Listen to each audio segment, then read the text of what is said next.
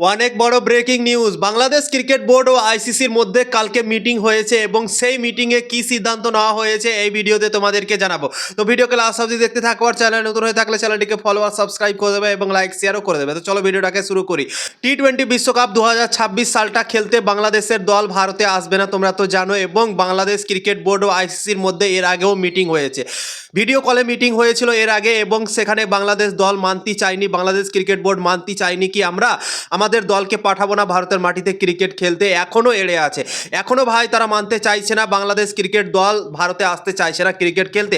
তারা একটা শর্ত দিয়েই বসে আছে আইসিসিকে এবং বলছে কি আমরা আমাদের ম্যাচ শ্রীলঙ্কাতে খেলবো এবং শ্রীলঙ্কা ছাড়া অন্য কোনো দেশে খেলবো না, মানে ভারতে খেলতে চাইছে না তারা, এইভাবে তারা বলেছে। এবং কালকে একটা মিটিং হয়েছে, আইসিসি নিজেই বাংলাদেশে গিয়েছে, আইসিসির কয়েকটা অধিকারী গিয়েছে বাংলাদেশে তাদের সাথে মিটিং করার জন্য কি টি-20 বিশ্বকাপ তারা কেন খেলতে আসবে না, কি কারণ আছে না আছে সবকিছুই জানার জন্য, সবকিছুই ডিসকাস করার জন্য আইসিসি বাংলাদেশ বোর্ডের কাছে কালকে গিয়েছে এবং বাংলাদেশ বোর্ডের সাথে সরাসরি কথা বলেছে। এবং কালকে যেটা মিটিং হয়েছে সেই মিটিংয়ে জানা যাচ্ছে কি বাংলাদেশ ক্রিকেট বোর্ড এখনো মানতে চাইছে না কি তারা ভারতে এসে ক্রিকেট খেলবে, তারা একটা শর্ত দিয়েই বসে আছে এবং আইসিসিকে এখনো বলছে কি আমরা ভারতে ক্রিকেট খেলতে যাব না, আমাদের শ্রীলঙ্কাতে যেন ম্যাচগুলো রাখা হয়, এভাবে কালকেও বলেছে বাংলাদেশ ক্রিকেট বোর্ড আইসিসিকে।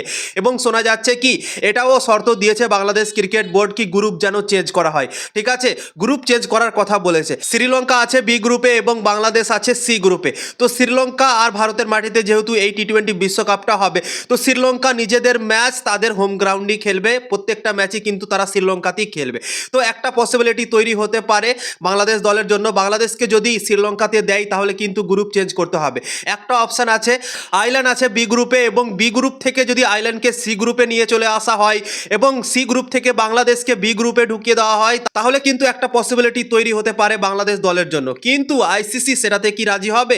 এখন পর্যন্ত কিন্তু আইসিসি কোনো অফিসিয়ালভাবে কথা বলেনি কি আমরা গ্রুপ চেঞ্জ করব বা কোনো কিছু চেঞ্জ করব।